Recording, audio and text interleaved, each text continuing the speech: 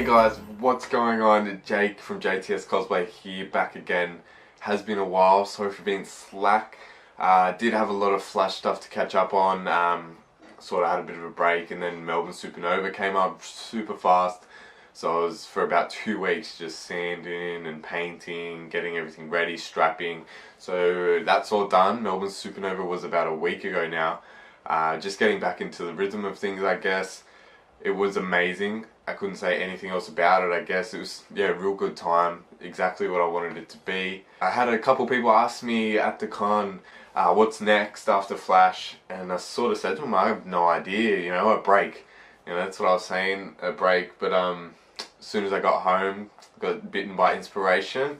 And I remembered that Stephen Amell is going to be at Sydney Supernova. So that made me think I want to do an Arrowverse sort of character. I've always wanted to do a character with a bow and arrow. I was going to do the season 1 Arrow costume years ago, but I just never got around to doing it. So I thought Speedy, or Arsenal, Roy Harper.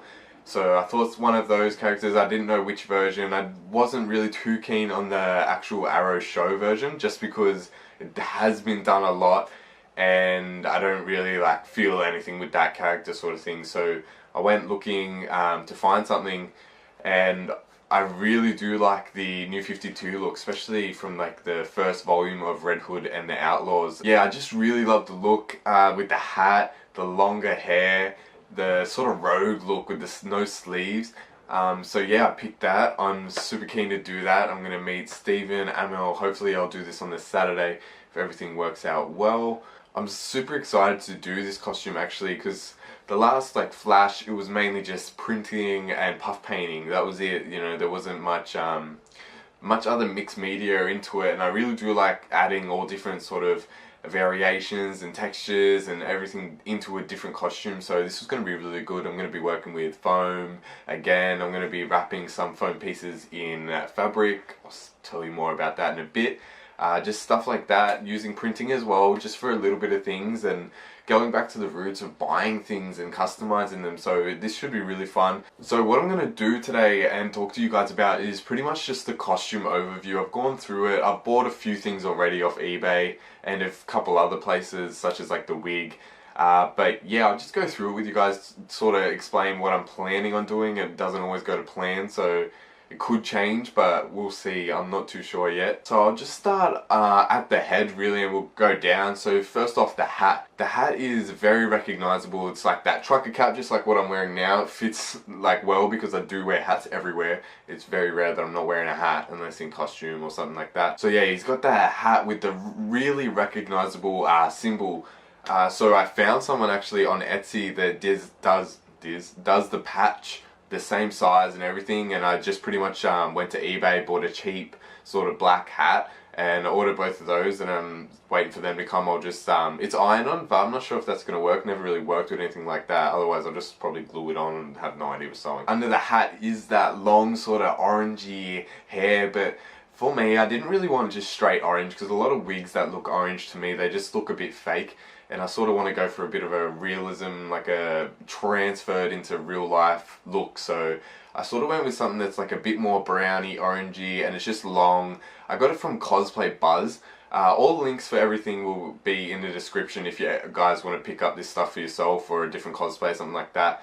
But yeah, it's from Cosplay Buzz. I have really no idea about wigs, never worn one, so this is going to be an interesting thing, but learning to style it and cut it will be a whole nother thing, so that should be fun. But yeah, then you have the mask, the Domino mask. It's just a pretty basic mask in the comics, so that's why I'm going to go for a Tigerstone FX. I think they make it for Red Hood, Arsenal. It's just a pretty much generic thing with an angry expression in the middle of the mask sort of thing. So I'm going with that in just a metallic red. It looks really nice. I'm pretty sure Cosplay Chris uses it with his Red Hood. So yeah, going down more, there is a sort of a chest piece that comes down to here and comes back up and then goes around to match the sleeveless look sort of thing.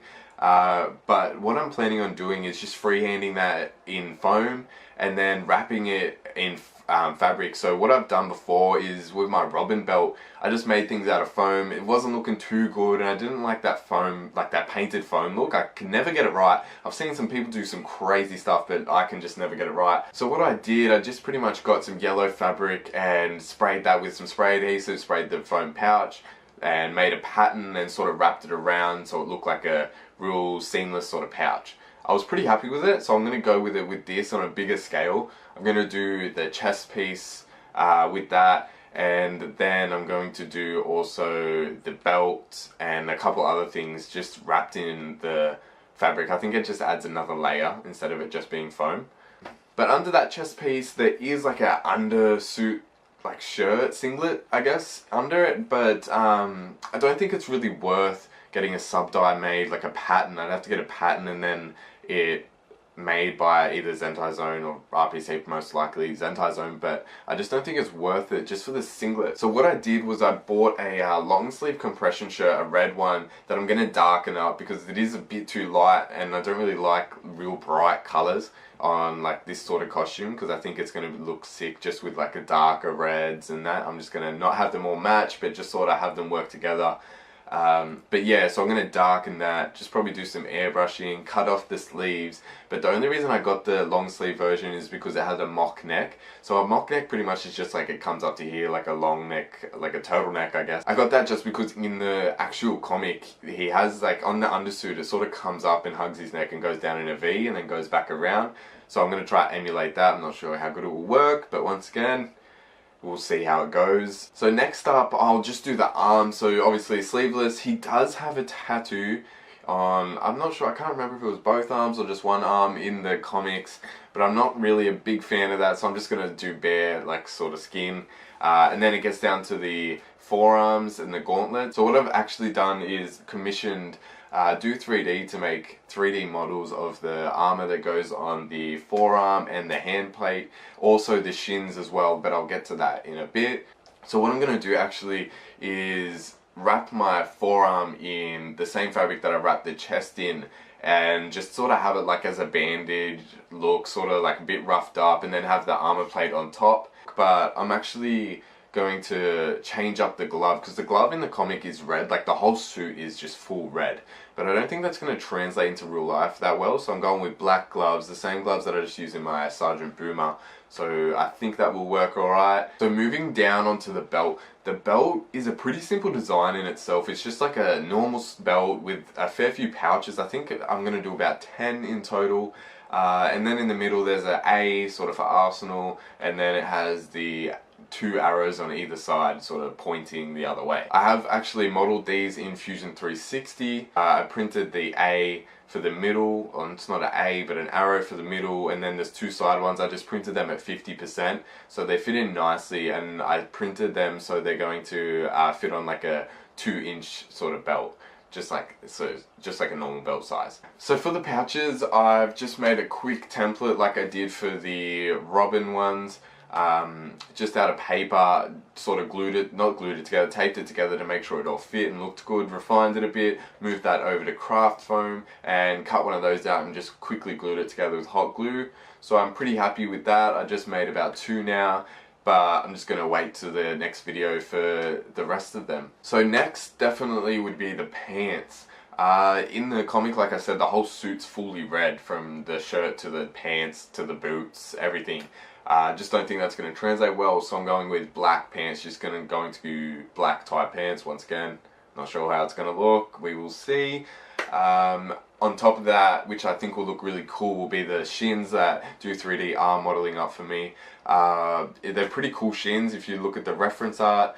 I'm super happy with how they look. I think a real shiny red, like my Flash, against the black is going to look really nice, and I'm just going to be wearing black combat boots, the same as the ones I used for Nightwing. I'll probably just do a foot sort of ankle guard, so it just covers the laces, or just do the best I can, see what I can do. But I think that's going to look pretty sick. Next, I'd say accessories. So the part I'm probably the most hyped for, I got to buy a bow. I did buy a recurve bow just off eBay, just for like $84. Just a cheap sort of bow. It's the same size, the one that Stephen Amell uses in like season 1. It's the 48 inch. It's not the exact same bow.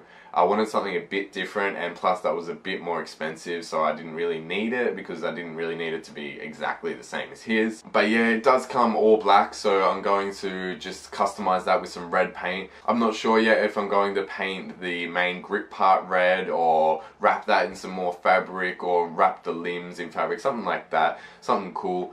And then next, the arrows. So I bought 24 arrows because he does have a hip quiver and he has a back quiver, so did need a few arrows. I'm not sure if I'm going to use them all, but the quivers are pretty cool too. So I have to build a foam hip quiver and a foam back quiver, which should be fairly easy. They're just sort of rectangles, not too big, and I'm going to wrap those in the fabric as well. Strap the hip quiver up to the belt, which will look pretty cool. The arrows themselves, they're coming like a couple, all the arrows themselves are the same color, but the fletching has all different colors, so I'm just going to be painting those. They don't really need to fire.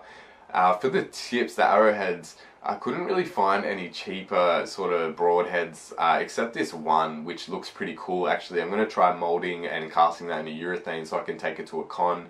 But also I've actually modeled a broadhead that resembles sort of just like a typical green arrowhead. I just was looking at Google Images, seeing what I could do. I modeled that up, printed that. I'm pretty happy with that. I'll probably mold and cast that one up in urethane as well. Also, just because I was bored, I ended up modeling like an electrocution arrow. I think that looks pretty sick. I took that off some reference images also from the comic. So yeah, I'm pretty happy with that. It's all printed, ready to be finished and painted and molded and casted in some case. I probably won't mold and cast the electrocution arrow as I only really need one of them. It's just going to be like a trick arrow. Most of the arrows probably won't even have their heads screwed in when I go to the con. I'll only need 3 arrows maybe max for a few different photos. So yeah, that's pretty much it for the costume itself. I can't really think of anything else that is really involved. Like I said, it's going to be super fun to do this. There's a fair few different materials used, and yeah, it's just going to be a wide variety of techniques that I can use to implement into this actual costume. You know, I'm glad I can incorporate 3D printing into it, but just not have the whole thing printed. It's a lot of sanding and it takes a lot of time. What I'm going to have a crack at first, obviously, probably the pouches or something that I already have. Because the stuff that I did order from eBay, a lot of it is from overseas, so it might take up to sort of 2 weeks to get here. I think that would be really cool because there is so many techniques used in this costume that I can sort of show everyone what I do and how I do things. If you aren't following me already on Instagram, my Instagram handle is JTS Cosplay. You can probably see a lot more live sort of updates if you follow me on there. But yeah guys, be sure to subscribe if you do want to see more of this costume be made. I love all your feedback and comments and questions, so if you have any, fire them away either on YouTube or on my Instagram, JTS Cosplay. I'm super excited to finish this costume already, and it has barely even started, so this should be a good one. But anyway guys, until the next video, I'll see you guys later.